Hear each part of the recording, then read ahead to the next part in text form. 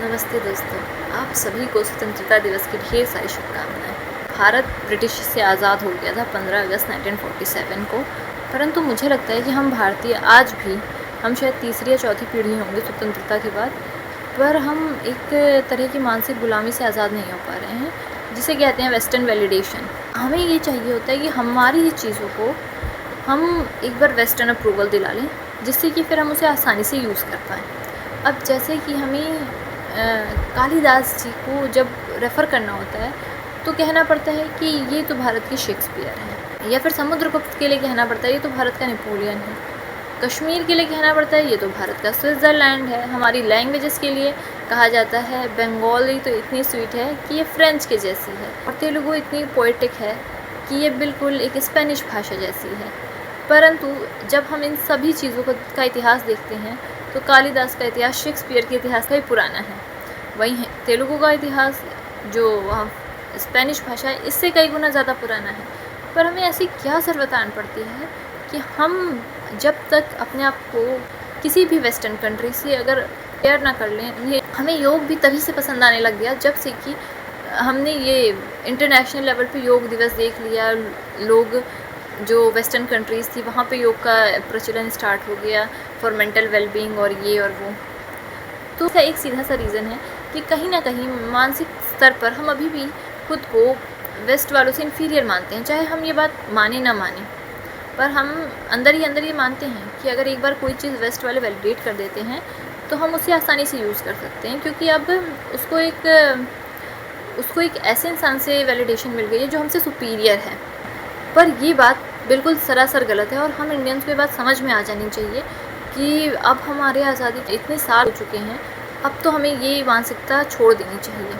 India का जो हमारा अपना इतिहास, अपनी सिविलाइजेशन है, इसको समझने के लिए सबसे पहली बात तो हमें एक वेस्टर्न लेंस हटा देनी चाहिए। एक जो ये बेंचमार्क हमारे दिमाग में सेट है कि वेस्ट जो करता है वो सही होता है, या फिर वो बेंचमार्क है, तो ये एक कम्प्लीटली फॉल्स नैरेटिव है। और दूसरी ये बात है कि जब भी हम अपने इंडिया के पास्ट की बात करते हैं तो दो तरह के लोग आते हैं सामने। एक वो जो पास्ट में इतने खो जाते हैं कि वो भूल जाते हैं कि हमें प्रेजेंट में जीना है और फ्यूचर बिल्ड करना है, तो उन्हें ये समझना होगा कि हमें पास्ट से सिर्फ इंस्पिरेशन लेनी है। और दूसरी तरह के वो लोग होते हैं जो कहते हैं कि पास्ट की बातें क्या कर रहे हो, प्रेजेंट देखो ना, प्रेजेंट में तो कुछ अच्छा नहीं है। तो उनके लिए भी ये बात है, अगर हम अपना पास्ट देखेंगे ही नहीं तो उससे सीख कैसे लेंगे, क्योंकि जो अपनी हिस्ट्री से नहीं सीखता है वो वही गलती रिपीट करता है जो हिस्ट्री में पहले की जा चुकी है, और इसका दुनिया भर में ढेरों उदाहरण मिल जाएंगे। तो हमें अपनी हिस्ट्री जानना, अपने पास्ट को जानना तो बहुत ज़्यादा ज़रूरी है। और हाँ, अगर कुछ उसमें अच्छा है तो उस पर अगर कोई प्राउड फील कर रहा है तो वो फीलिंग में भी कोई बुराई नहीं है, क्योंकि वो आपकी आइडेंटिटी है, आप कहीं ना कहीं उससे जुड़े हुए हो। तो ये दोनों ही तरह के लोग एक बहुत एक्सट्रीम ओपिनियंस रखते हैं। एक मिडिल पाथ होना चाहिए जहाँ हमें ये समझ में आना चाहिए कि हम अगर अपनी कंट्री को, अगर हम अपनी हिस्ट्री को प्यार कर रहे हैं तो हमें ना तो एकदम उसमें डूब जाना है और ना ही एकदम उसे क्रिटिसाइज़ करने बैठ जाना है, बल्कि उनसे सीख लेनी है, सबक लेना है कि जब हमारे पास लिमिटेड रिसोर्सेज, जब हम इतने लिमिटेड फैसिलिटीज़, इतने लिमिटेड रिसोर्सेज के साथ उस समय कितना कुछ कर पा रहे थे, उस समय हम ज़ीरो का आविष्कार कर दे रहे थे, उस समय हम इतने बड़े बड़े मंदिर, भवन, तो हमारी आर्किटेक्चर का कोई जवाब नहीं हो रहा था, हमारी नृत्य कला, हमारी शिल्प कला, ऐसा किस चीज़ में हम पीछे रह गए थे। तो जब हम उस समय ये कर सकते थे तो हम आज भी ये कर सकते हैं। ज़रूरत है तो एक सही गाइडेंस की, ज़रूरी है अकाउंटेबिलिटी की, और ज़रूरी है करप्शन फ्री इंडिया की। और यहाँ पे मैं ये भी नहीं कह रही हूँ कि हमें वेस्ट से कुछ सीखना नहीं है। वेस्ट से आज के टाइम में हमें बहुत कुछ सीखने की ज़रूरत है, जैसे कि कैसे उन्होंने अपनी कंट्री को इतना अच्छा इंफ्रास्ट्रक्चर दिया, इतना अच्छा लॉजिस्टिक्स में दिया। ऐसा वो क्या कर रहे हैं जो हम नहीं कर रहे हैं, जिससे कि वो इतने सफल देश आज कहला रहे हैं, इतने विकसित देश हैं, और हम आज भी वही विकासशील देशों की गाड़ी में लगे पड़े हैं। हमारे साथ चाइना ने स्टार्ट किया था, वो वहाँ तक पहुँच गया, लेकिन हम आज भी वहीं के वहीं हैं। हम मतलब ऐसा नहीं है कि हमने ग्रोथ नहीं की है, पर हमने उतनी ज़्यादा ग्रोथ नहीं की है जो कि हम कह सकें कि काबिल तारीफ़ है। तो वेस्ट से सीखना और उन्हें ये एज़ इट इज़ कॉपी करना, इस दोनों में बहुत फ़र्क है। अब जैसे कि हम अपनी डिपेंडेंसी को अपनी कमज़ोरी नहीं बना सकते कि आओ भाई हमें सिखाओ, हमें एक बेसिक से सब चीज़ तुम बताओ, तुम क्या करते हो वही हम भी करेंगे, क्योंकि ऐसे नहीं होता है चीज़ें। हमारी जो दुनिया है उसमें इतनी सारी सिविलाइजेशंस हैं, इतने सारे कल्चर्स हैं, जो ये डिफरेंस है यही हमें यूनिक बनाता है। अगर हम सब बैठ के वेस्ट को कॉपी करने लग जाएंगे तो क्या यूनिकनेस रह जाएगी, हमारी क्या यूनिकनेस रह जाएगी, कुछ वो नहीं रहेगा। हम सिर्फ वेस्ट की कॉपी बन के रह जाएंगे, क्योंकि कॉपी रहेंगे तो हम कभी भी उन लोग जितने अच्छे नहीं बन पाएंगे, और हमें कॉपी की कोई ज़रूरत भी नहीं है।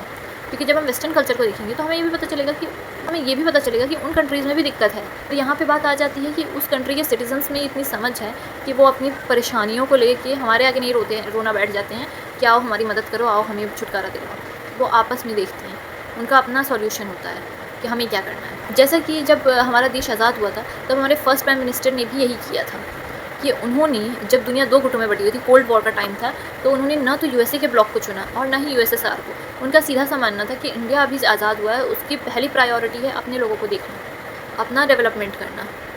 तो हमें ज़रूरत ही नहीं है कि हम किसी के साथ जाके जुड़ें, किसी को इमिटेट करें, तभी हम आगे बढ़ सकते हैं। हमारी अपनी जो इंडिविजुअल आइडेंटिटी है वो इतनी इनफ है कि हम उसके साथ आगे बढ़ सकते हैं।